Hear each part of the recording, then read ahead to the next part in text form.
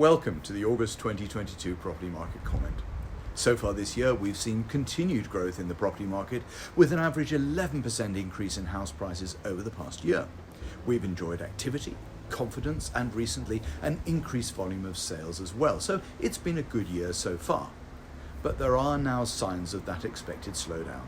Nothing dramatic, but it's interesting to note that the nationwide reported house price growth of just 0.1% last month, and we've just heard that the Halifax has reported its first month of negative growth at minus 0.1%. Tiny figures though, but in some ways this has been inevitable following the surprising price hikes we've experienced recently.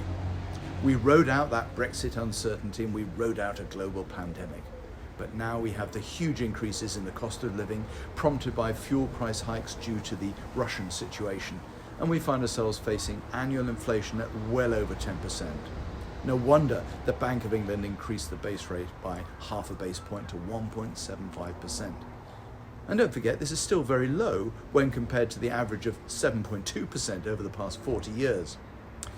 Sadly, this will impact first-time buyers the greatest.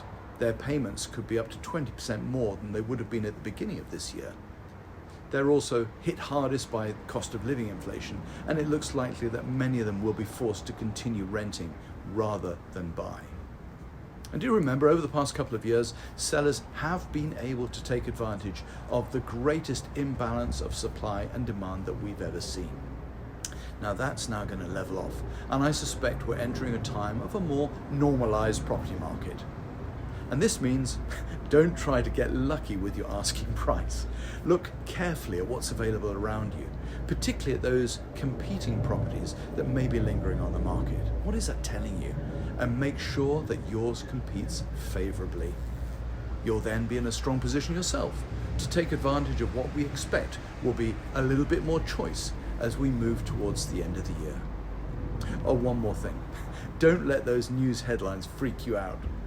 Let the journalists do their job of sensationalizing the situation, and let us do ours of helping people move. And if you'd like any advice on how best to position your property in this interesting market, then you know who to call.